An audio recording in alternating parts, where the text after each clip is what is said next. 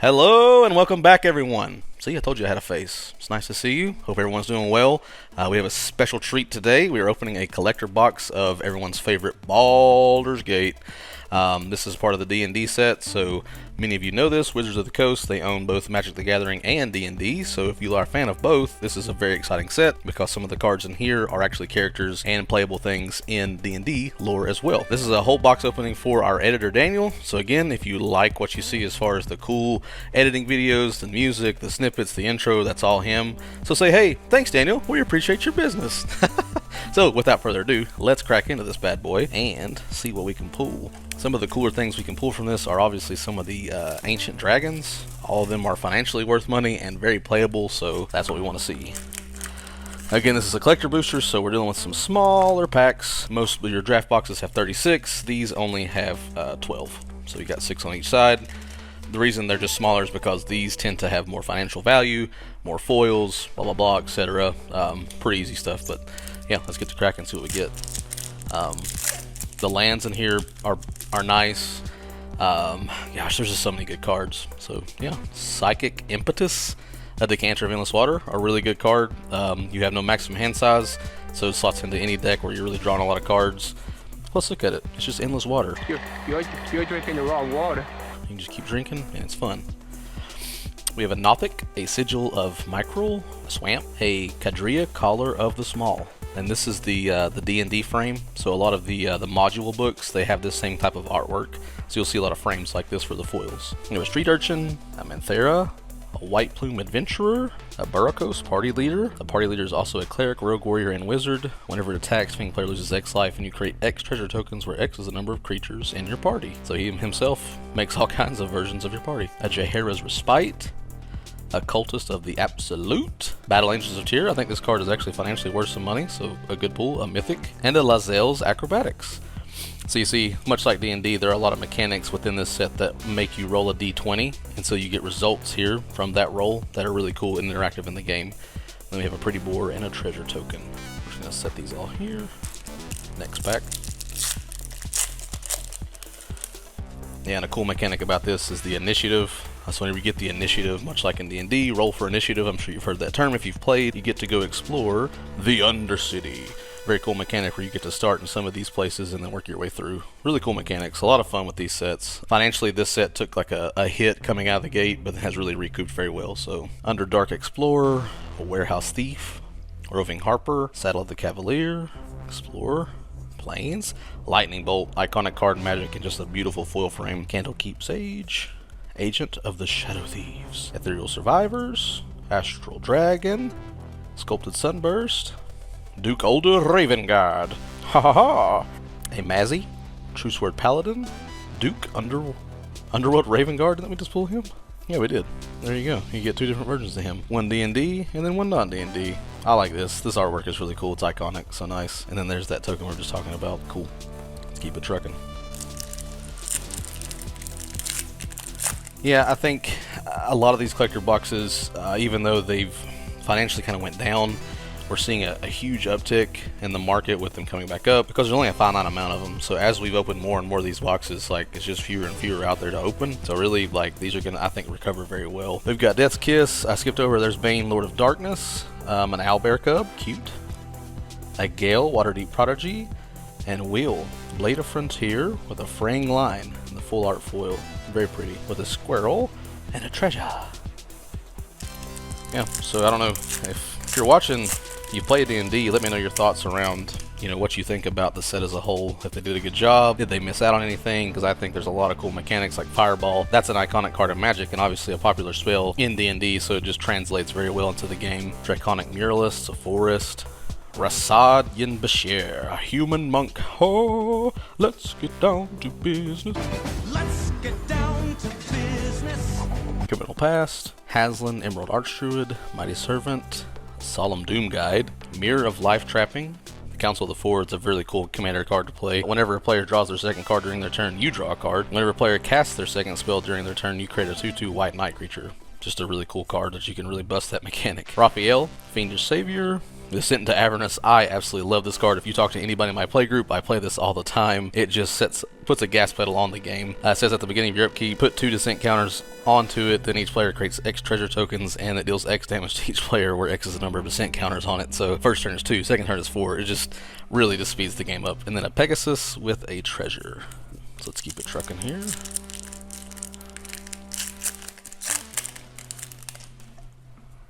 Got a Guildsworn Prowler. Run away together. I love you. I love you too. We're gonna be together forever. We're running off into the sunset. I finally mastered commitment.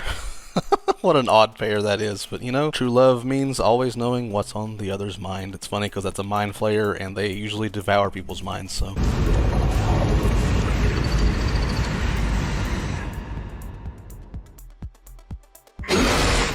It just makes sense. Cut a deal, swashbuckler extraordinaire, Plains, Goggles of the Night, Scion of Halaster, Far Traveler, Cultus of the Absolute, A Loot Dispute, Windshaper Planter, La'Azel, Valkith's Champion, Bahal, Lord of Murderer, and an Earthquake Dragon. Cool, that's a really cool dragon. Not exactly the dragons we're looking for, but this one's pretty fun. This spell costs X less to cast, where X is the total mana value of dragons you control. Flying and trample as a 10/10, so that's a bad day for you to get hit by that. And then 2 in a blue green, sacrifice a land, return it from your graveyard to your hand, so a lot of recursion with that. Then a soldier and a treasure. Last pack on this side. We have an ingenious altarist. You're confronted by robbers, predatory impetus, amethyst dragon, Blood Boil Sorcerer, a Mountain, Livian, Cultus of Tiamat. Tiamat's the dragon queen, if you know the lore behind D&D. She's a bomb as a card too. Mahadi, Emporium Master, Cat Devil, Kitty Cat Devil, Aloria Mastery Thief. Displacer Kitten, boom, big hit. This card has just seen a lot of play. As far as like bouncing spells, this card is broken. It's awesome, so great hit. Zealot Sanity Flayer, Sin from Avernus, John Irencius, Shattered One. I may be actually butchering these names, so let me know in the comments if I'm doing a good job or a bad job. La'Azel, Valkith's Champion. See, they just don't make it easy. They don't make it easy on an old southern boy like me, I tell you what. Go, I say go away, boy, you bother me. Treasure and Volo's Journal. Very cool. That Displacer Kitten's a big hit, so nice pull there. Let's see an Ancient Dragon. We need to see at least 2, I think, is the average for a box. Sometimes 1. They made them hard to pull, but they're all just so busted. A Thieves' Tools, a Tamoria's Invoker, an Oceanus Dragon, Campfire, Geogolem, Swamp, Rhaenyra Merchant of Marvels, Flaming Fist, a Scanos Dragonheart, an Illithid Harvester, Captain Nagathrod, White Plume Adventurer, great card. Whenever it enters the battlefield, you take the initiative. At the beginning of each opponent's upkeep, untap a creature you control. If you've completed a dungeon, untap all creatures you control instead. That's a fun card to play in the set. Gorian, Wise Mentor, and a Miracle, Lord of Bones, with an El Tural Survivors. A Tiefling Peasant. Tieflings are like half demons in D&D. Skeleton, and a Treasure. Yes, I'm nerdy enough to play both Magic and D&D, so I just like nerdy stuff. What can I say? It's fun. Hey, a Moss Diamond. That's cool they brought those back. They're very fun. A Recruitment Drive, Cloakwood's Swarmkeeper, Thunderwave, a Vrock, Mountain, Oji, the Exquisite Blade, Cadria, Caller of the Small, a Dragon Cultist. Hey, Miriam Sentinel Worm, great hit. All kinds of shenanigans to be done with her. Whenever another non-token dragon enters the battlefield under your control, create a token that's a copy of it, except the token isn't legendary if that dragon is legendary. So the thing to note about this card, the legendary rule is what they call it in Magic. If there's 2 creatures on the field of the same name and they're both legendary, one has to die. They can't exist. So she basically supersedes that, and man, some of the stuff she can do is just busted. Seasoned Dungeoneer, Tomb of Horrors Adventurer, a Mazzy True Sword Paladin, Duke Older, Blade of Sails, nice, 2, equipped for 4. A quick creature has Myriad. Myriad is a mechanic that says when this attacks, when this creature attacks, if it's equipped, you get to make a copy of that same creature attacking each opponent you control. So again, in Commander, you generally have 3 opponents, so cool thing about this is you put this on a creature attack, all of a sudden you've got 3 different versions of that same creature. You can do some really cool things with Blade of Sails, and that's a pretty one because it's a full art foil. What I mean by full art is you see how that borderless, where it just doesn't have a border like some of these cards do with these borders. Just beautiful. And a dragon and a treasure token. Alright, a couple packs left. We haven't seen an ancient dragon yet. We need to see one. I'm going to call an outrage if we don't. A Seagate, a Winter Eldraine, Lightning Bolt, Split the Spoils, Overwhelming Encounter, an Island, Charcoal Diamond, beautiful art, a Hardy Outlander, a Fireblock Flutist, Spectacular Showdown, Ravenloft Adventurer, Jan Jansen, Chaos Crafter. He's pretty fun. No value, but just a fun commander to run. Ela Azil, we pulled her a lot. And Alando the Seer. Man, he looks like he has seen a lot of things, mainly buffet items. Listen up, City Jim. I is a baby. An Undercity, which has the initiative again, which you talked about earlier, with how you can, once you get the initiative, you get to go explore this dungeon. Each turn, you get to do something different as long as you have the initiative. Alright, 3 packs left. Ancient Dragon, each one. Let's go.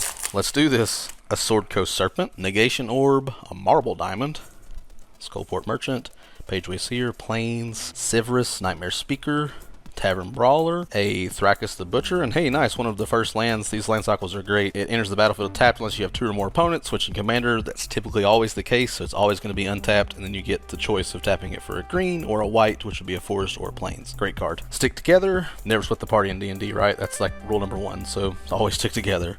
Reflecting Pool, nice, really good hit. Full art one. Yeah, so you can tap this to add 1 mana of any type that a land you control could produce, so just slots into a lot of multicolored decks really easily. Great pool. And there's a Miriam Sentinel in the what they call the etched foil. You can kind of see how it's etched in that, like almost like a texture around it. A Volo, an Iterant Scholar. Hey, Kindred Discovery in full art. That's a great card with some financial value behind it, so very good hit. Essentially, as it comes in the battlefield, you choose a creature type, so let's say elves, birds, whatever type of creature you want to call. Whenever creature you control the chosen type enters the battlefield or attacks, you get to draw a card. So, I mean, it's just drawing central like this one, so that's great. I know Daniel has a Merfolk deck that can slot into really nicely. A Rabbit and a Treasure. Alright, last 2 packs. Still haven't seen an Ancient Dragon. Come on, let's see one, please. Let's go! Got a little over ambitious and destroyed that pack. A Grey Slad, Evolving Wilds. A Prize Statue, Sharpshooter Elf, Owlbear Shepherd. Remember that cub we saw earlier? The owlbear cub? That's what they grow up to be. Basically, owls that are the size of bears. Look at that trap. That man's not been skipping gym day at all. Swamp, Stonespeaker Crystal, Renari, Carlock, Harper Recruiter, Baldur's Gate, the whole name of the set. You can tap for a colorless, which is what that means, that little triangle. 2, tap it, and then add X men of any one color, where X is the number of other gates you control. So if you have a bunch of these types of lands that specify gate, this card is really useful. A Carlark, Fury of Avernus, a Shadowheart, Dark Justicar, a Merkril, Lord of Bones, a Demon, and a Treasure. Wow. Still no Ancient Dragons. We need to see one in this pack. Come on. Magic gods, give us the strength. God, it's me, Barney. What up? Any of the Ancient Dragons will do because they're all financially good and they're all absolute bombs in the game. We have a Marut, an Icewind Stalwart, a Charcoal Diamond, a Wild Magic Surge, Inspired Tinkering, a Forest, a Marching Duodrone, an Imoen Mystical Trickster, a Dungeon Delver, a Glunch the Bestower, a very fun group hug card to play. At the beginning of your end step, you get to choose a player. They put 2+1+ counters on a creature they control. You choose a second player to draw a card, and then choose a third player to create 2 treasure tokens. So you get to like do all these cool things, and they don't attack you. And hopefully, you get to make your Glunch really big by keep putting those +1/+1 counters on them. And then you just kill somebody. So you just kind of play in the dark. Journey to the Lost City, an Elementor's Simulacrum, very good card. Just a bomb if it resolves, because you get to copy a bunch of stuff on your opponent's side of the field. So if they've got big creatures, now you get copies of them as well. A Nahiri Wild Mage. Oh, I see it back there. Jan Jansen Chaos Crafter. And an Ancient Brass Dragon in full art foil. Boom, there it is. That is absolutely gorgeous. And a great dragon to get. It's a mythic. I knew this box had to have one last pack. What can I say? Just save the best for last. Flying, whenever it deals damage, combat damage to a player, roll a d20. So very D&D themed right there. And when you do, put any number of target creature cards with total mana value X or less from graveyards onto the battlefield under your control, where X is the result. So let's say you just max out and roll a 20. That means you get to recur 20 creatures that have at least 20 mana value, and that's a lot. And then from that, you get to keep them and put them on the control under your battlefield. That is a bomb, and that is a full art foil. Absolutely gorgeous. And then a copy and a treasure token. So Daniel, I think you did great, especially just the chef's kiss at the end there with that ancient copper dragon. So I appreciate you letting me open this box on channel. Thank you again for all you do. Guys, I appreciate it. We'll talk to you next time. Bye.